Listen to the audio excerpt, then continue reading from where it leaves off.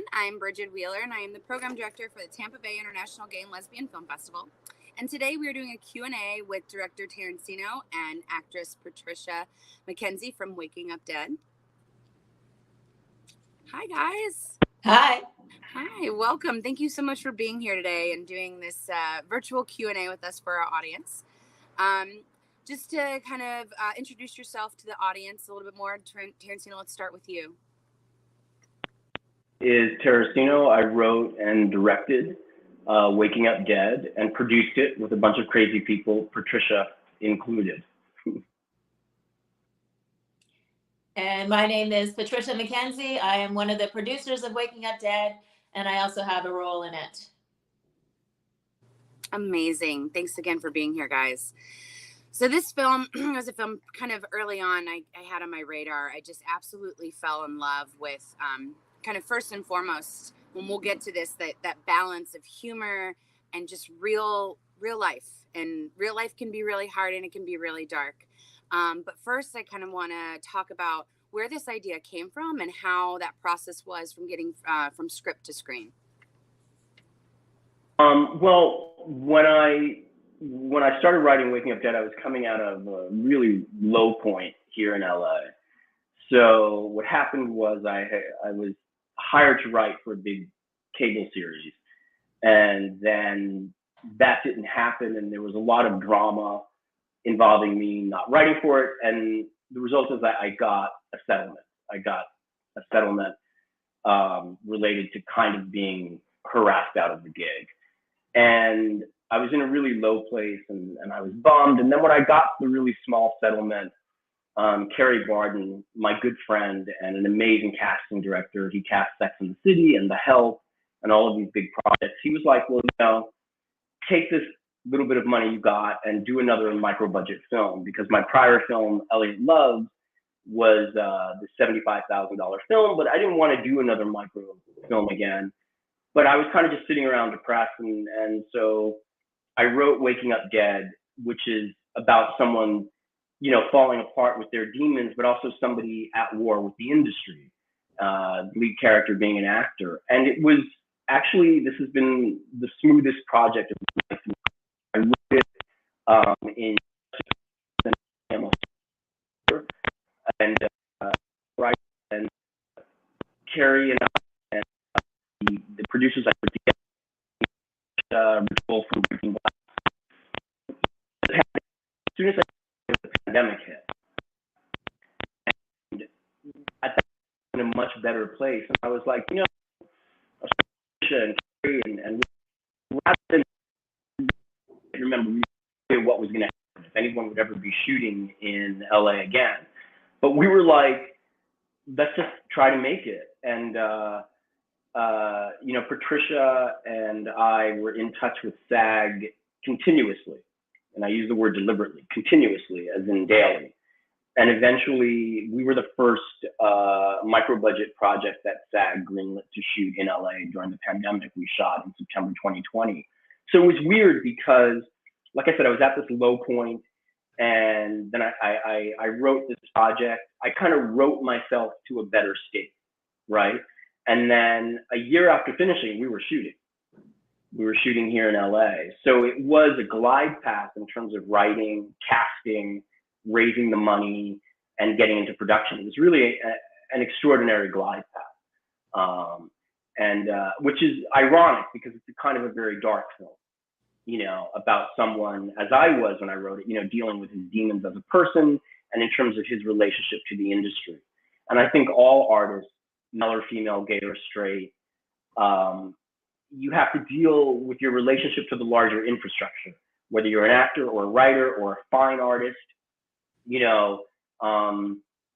whether it's Basquiat or Warhol. I know a lot about art. You always, as an artist, have to deal, you know what I mean, with Patricia, like with your relationship to this larger entity, whatever is the industry that you're in, and there's always a joke about the first caveman who carved art into a wall is also the first caveman who had to deal with somebody walking in and saying, well, you should recarve that part. Like you always have to deal with the larger infrastructure. And and that's part of Danny's journey, who I am as a gay Latino actor with demons dealing with this larger industry. I didn't want it just to be about this individual dealing with their demons. There's been films like that, Leaving Las Vegas. There's been innumerable films like that, and those are very actory films, and actors love those projects. You know, I wanted to be. You used the word, I think earlier, reality. I wanted to deal with the reality of, yes, he's got these demons and he's breaking down, but like all of us, he has these other things to deal with. You know what I mean? And that was very important to me, that what his demons are in terms of his addictions and whatnot are still in the context of this career. You know, and to me, that was the part actually that was pandemic oriented, because during the pandemic, we were all locked in, but then we have these other lives, jobs, careers, relationships, and it's like, what's going on with that? People, friends. You know, I had friends during the pandemic who were terrified to leave the house and wouldn't let anyone over. And then I had other friends who blatantly were like, oh, fuck COVID, just come by. You know what I mean? Suddenly with the pandemic, it was like everything we read about living during wartime. We had to deal with ourselves and then this larger thing we could not control around us. And I wanted to capture that. And so in the film, there are all these forces going around Danny outside, his agent who's hovering, the ex-boyfriend, the people who are calling. There are all these things hovering around that house. And so the last part is I plotted the film out like a horror film, which is something a lot of the actors, Patricia, Gabriel who plays Danny, Judy Geeson, Tracy Lords, they all got it, that there were these entities outside the house that were, you know what I mean? It's kind of like Halloween, like Michael Myers. You know, in Halloween, they're always trapped in small spaces, and then there's this demon around. And I wanted to capture that as a horror film. And Gabriel got it immediately, that it's kind of plotted out like a horror film. Because even though it's a comedy, everything kind of gets worse for him.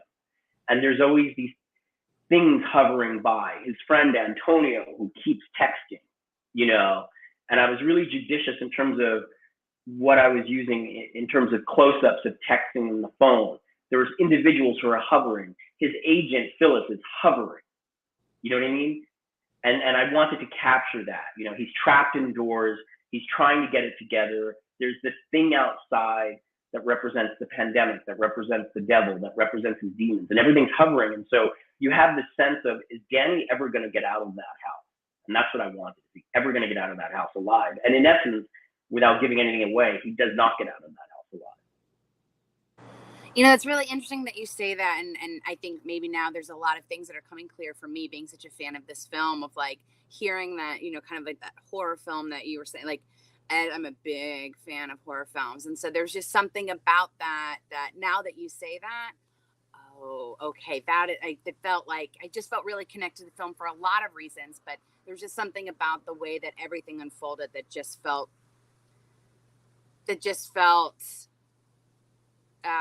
what's the word I'm looking for? It just, I mean, other than just connected, just felt like a film that, like, this is a film I would seek out just as a personal film lover outside of programming for film festivals. I'm like, this is the type of film that I want to go see. So thank you for saying that and and validating these things that I know about enjoying your film. I thought a lot about two Polanski films, Repulsion and The Tenant. I love his, and you know, in The Tenant, he's stuck in the apartment. You know, and in Repulsion, she's breaking down in the apartment in London. And I thought a lot about that, you know, almost in a darkly comedic way. And of course, The Bitter Tears of Petra von Kant, where she's just in her living room. And I thought a lot about these films where people are trapped, you know, and I wanted to capture that. And I also, and Patricia had said this when she read the script, I also wanted it to be fun. You know, I wanted it to be fun. Well, then, Patricia, for you, what was it like to come on board? Let's first talk about your role as producer. What drew you to this script, and what made you say, yeah, this is the one, this is a script that I want to be a part of. This is a script that I want to produce and see made. Yeah, I'm glad you asked that, because those questions are really important to me. And when I first read the script and met Terracino, I really could see that this is someone who's lived and someone who listens. There's so much reality that you guys touched upon before in the script, and those are the things that I loved. Yes, they're funny, you know, the things are funny and they're dark, but ultimately it's just stories we can relate to, being in Hollywood and outside of Hollywood, and having a dream as an actor, you know, being a commodity, being disposable, dealing with ageism, all those themes, love and the mother, and those all tie to concrete, real things that people experience. And I love that dichotomy of the comedy with the dark reality. And I also, very special to my heart, are films that have some social redeeming value, especially dealing with mental health, representation, diversity, LGBTQ issues, Black issues, things like that. So this one kind of hit all the marks for me. And getting to work with Gary, who's just brilliant on every levels. I just love him as a scriptwriter and a director. I love the thought and attention to detail, the color scheme, the palette that he put through. Even early on in the process, I could see that he had thought a lot about every detail in this film, and it shows on the screen. Well, you know, it's like programmers talk a lot about like, oh gosh, another pandemic film, right? It's like there are themes every year, right, that come through. But this was not one of those. And I think that like it wasn't until I think I saw the first mask that I realized this is a pandemic film. And I think that there's so much beauty in that because you could feel it as you're watching it. You can feel that almost like that suffocation, that anxiety, that uncertainty, but you're not saying, look at it being a pandemic film. So talk a little bit about that and your choices of the very subtle ways in which you acknowledge the pandemic, but why was it more important to you to only have those few masks shown throughout? Just talk a little bit about that process, because I think that's a lot harder to do than I think most people realize. Great question, because I wrote it before the pandemic about this guy trapped and breaking down because he's broke and he can't leave the house, and but also, you know, being an actor and being gay and Latino, he kind of makes the best of it because he's also partying and getting high and tricking up and having a good time. And then when the pandemic hit, like I said, there was this brief moment where we were like, what are we going to do? And the entire team, me, Patricia, Emmy, Terry Barden, Rich Wolf, Brad Littlefield, our amazing team were like, well, actually, the film is even more suited right now. So then the question was, how much would we bring the pandemic into the movie? And we all agreed, and it was just universal. We weren't going to overdo it because he was already trapped, and we weren't going to overdo it. So I decided that I would put in pandemic-y things that I knew were going to stay. So I put some masks in the movie because I knew that people were going to be wearing masks for years thereafter. That was just the one thing, because I knew a lot of people who didn't mind the mask because it was healthier. And, you know, in parts of Asia, they always wear masks anyway because of the smog. So we decided that we would put the masks in when anyone was coming from outdoors to indoors. You may not catch it, she has a mask. When his friend Antonio comes over, he has a mask. So whenever you physically see someone come in from outdoor to indoors, or when Danny's driving Uber, he has a mask. But beyond that, we were not going to mention the pandemic because I didn't want to date the film. To your point of your question, we didn't, you know, Patricia pointed out, we don't want it to be like, she was like, we don't want it. We knew that post-pandemic, a bunch of films were going to hit the festival circuit about the pandemic. And like Patricia pointed out, we didn't necessarily want to be one of those. We wanted to be a film that reflected the pandemic without being a pandemic film. So we put in the mask because we knew that people are going to be, and they're going to be wearing masks all over America years from now. But we felt like because he was trapped and going crazy, that reflected the pandemic enough. And I didn't want to overdo it. And I remember Rich also saying that there's going to be a ton of films about the pandemic hitting the festival circuit. We don't necessarily want to be another one of them. We want to be a film, and I forget who said this, that like 5 years from now, somebody who lived through the pandemic can look at this film and go, this really reflects what life is like. You know what I mean? Without it being too much of a dated time capsule. So I didn't want to overdo it. That's great. Thank you. And to go back a little bit, Patricia, you know, I know we just talked about what made you as a producer want to sign on. How did you sign on? So not only are you producer, but actress, but what did that process look like to be like, not only do I want to produce this, like, did you guys have a pre-existing relationship, working relationship, personal relationship? And then how did that evolve into a starring role within Waking Up Dead? Well, so the backstory of how I signed on was that Gary and Rich Wolf had a business relationship to begin with. Rich Wolf and my producing partner were also acquaintances and friends. Her name is Jupiter Macon. She's a producer on the film as well. She brought me to a meeting with Terracino. So Rich Wolf, our distributor, put us all together. And, Gary had a huge hand in putting the team together, and so did Rich Wolf. So it was determined that we would all work well together. So Jupiter and I went to meet with Gary to see if the three of us felt like this would be a fit.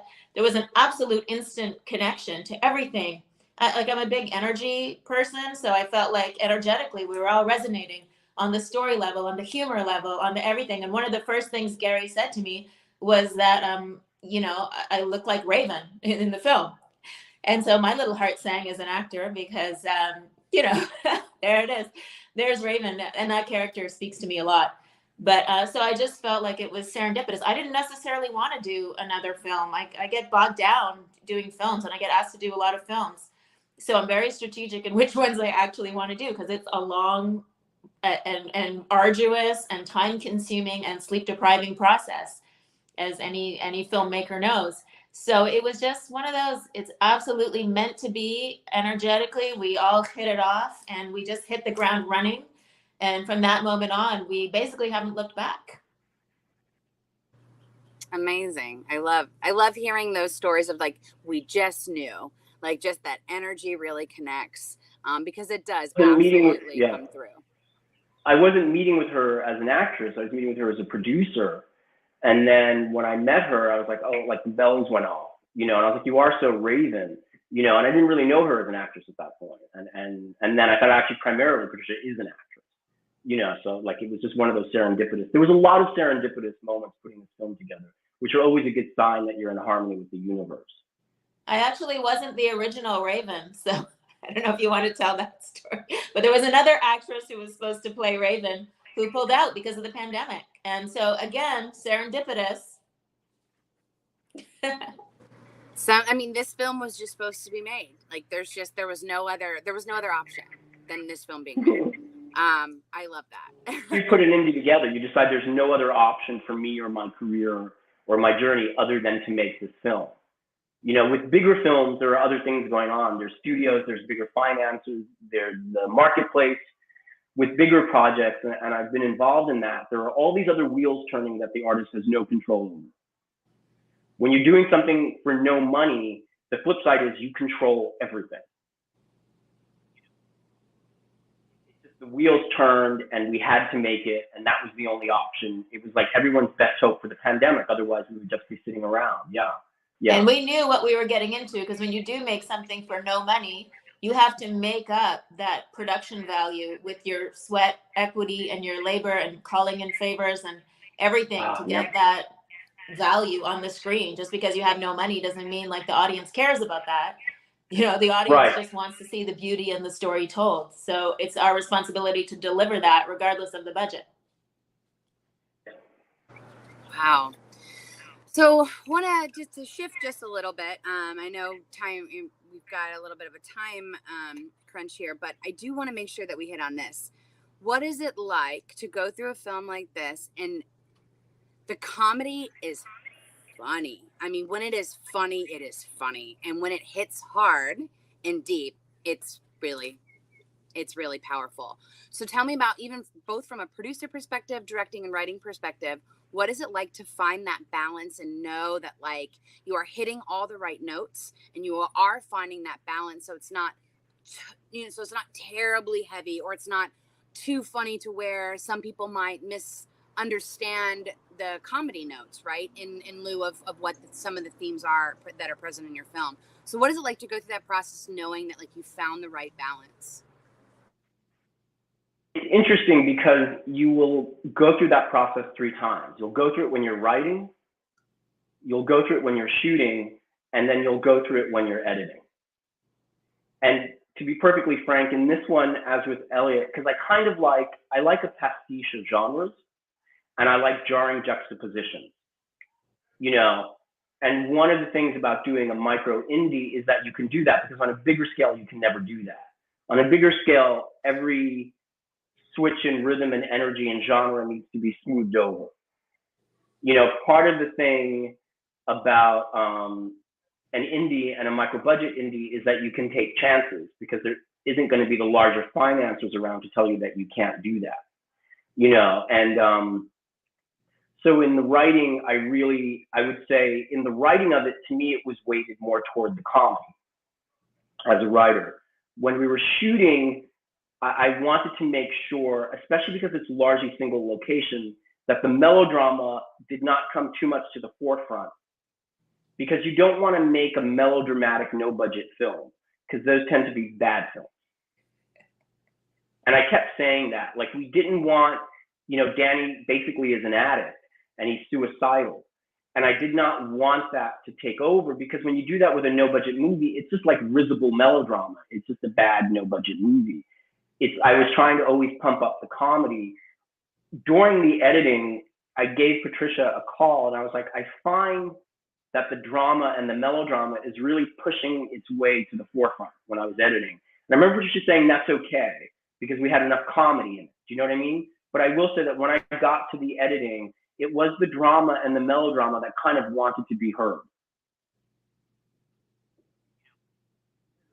You know, because I edited largely myself. I also worked with Shannon Lanier, who was amazing.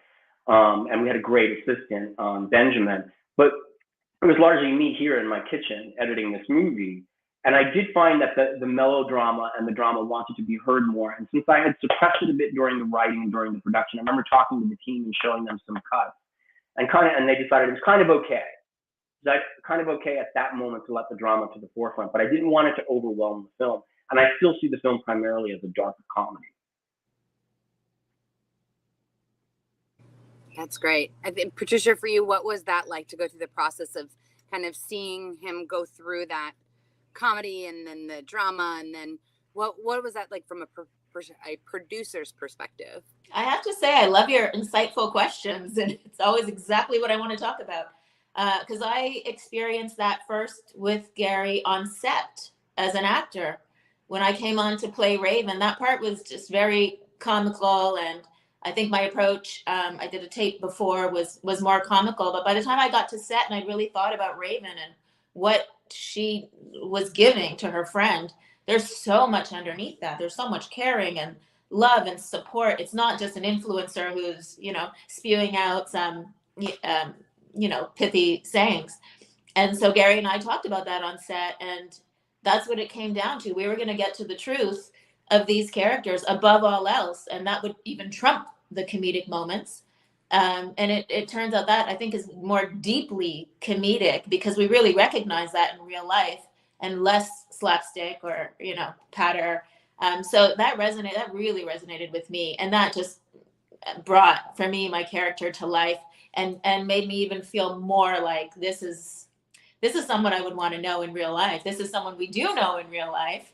And if you just take the influencer label off and the negative connotations off, some of those people probably really do want to do good and get a bad rap for it. So I think Gary hit the nail on the head with those things. And yes, throughout the editing process, those notes were carefully considered, as was everything else. There was so much love and thought and ethos poured into this film by Gary. So it's just a marvel to work with you, Gary.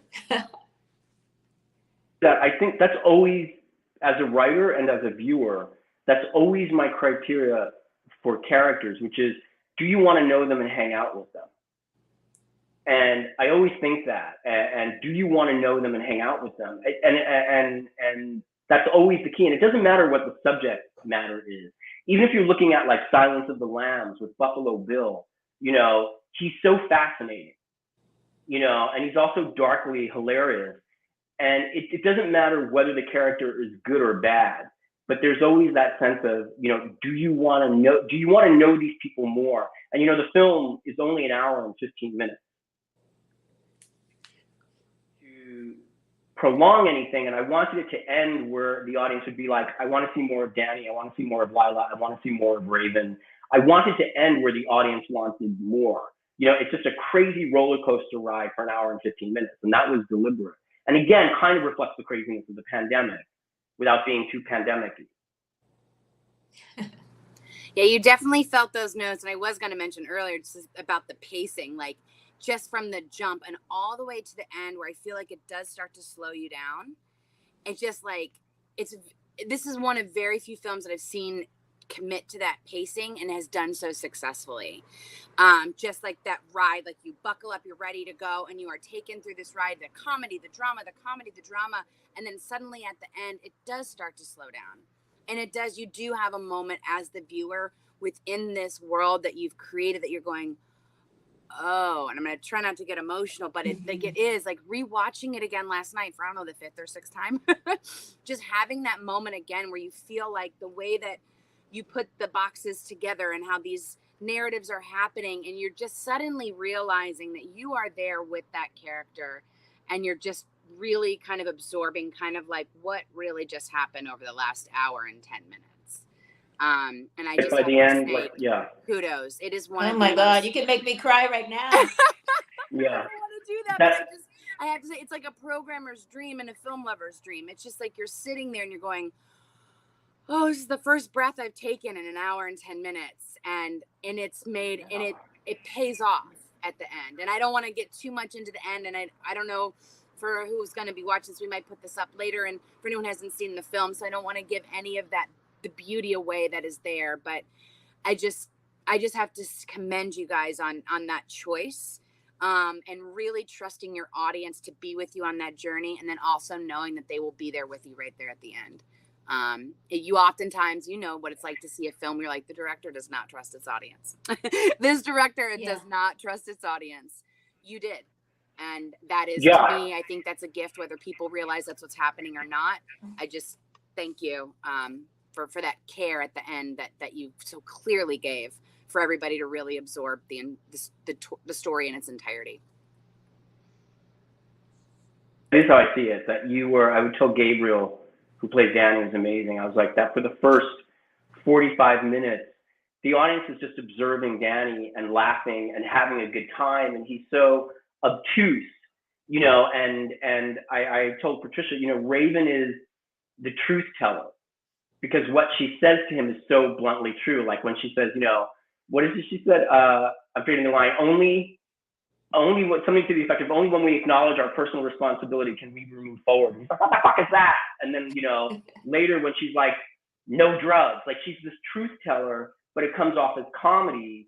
And then, we're just observing Danny and having a good time. But I told you, those last 15 to 20 minutes, the way I saw it is we are Danny now. And you're right, how I play with the screens and the image and the framing is because we're in his shoes now. And we literally see things as he sees things, and as opposed to observing him. And you're right, that's trusting the audience that you can switch those gears. And now we are Danny, And I think in a lot of ways too, it does challenge the audience. For anyone who has taken the judgmental approach of that character all the way throughout, all of a sudden they realize they're looking at it from his perspective and going, oh, we're not so different, he and I. We're not so different here. And I think that was just such a wonderful and beautiful choice that just, I know whether or not that's your exact experience or not, there's so many things that are universal. And it was interesting. And we had this conversation at another festival that I was at. It's like the more specific you write to your experience, the more universal it then can become. Mm-hmm. And I think this is the epitome of an example of that. That just you focus on writing your experience, and what comes out of that is like people from all walks, they see this film. There's no way by the end they're going to be like, oh, that's not me, right? So they say generality is the enemy of all art, and it's amazing how really one we are, because our experiences are not unique to us. And the way we experience things might be different than the way someone else experienced things, but we can relate. And Gary really gets that and has a handle on it, and is able to distill it in such a delicious way and present it to us in such a palatable way. It's just really was remarkable for me to work with Gary and watch this process unfold. Trisha, by the by, we're doing something else together that we want to do down in Miami. Yeah. So we want to do down in Miami. Not in LA, Miami. I love this. Is this like first time tea that you're giving us? A little bit. We're doing, and Rich Wolf will probably, I had a great team of this one in terms of my producers and financiers. We had a genuinely good time, you know, and so the audience knows there's been a lot of pushback with the film that we've received.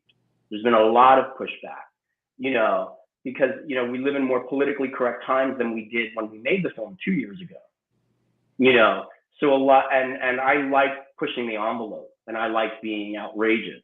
You know, and you have to have the kind of crazy group of people who will take that ride with you. And I definitely have the crazy group of people. I love that. I don't know that there's any better note to end on.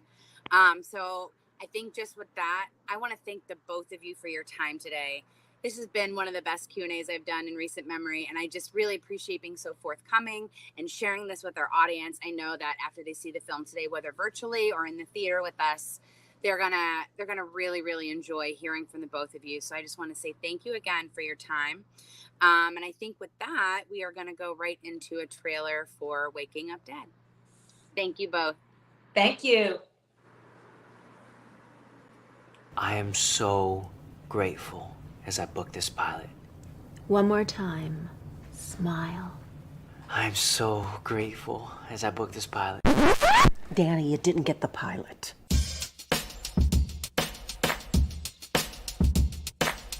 For years, I was the hotshot. One that was going places. I was the guy everyone wanted to be. You know, everyone's still talking about your arc as the necrophiliac rapist in SVU. When was that? 2-3 years ago. 5 years. Five years. Things were going so well for a couple of years. I was working a lot. Everybody was saying I was gonna blow up. I felt like I was so close, like I was gonna make it. And then it all just fell apart.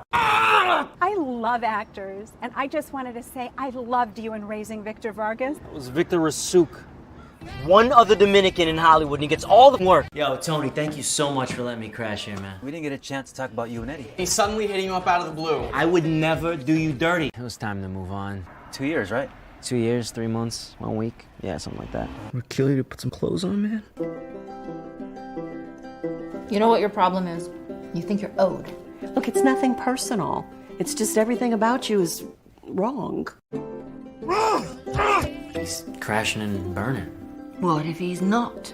What if he's finding himself?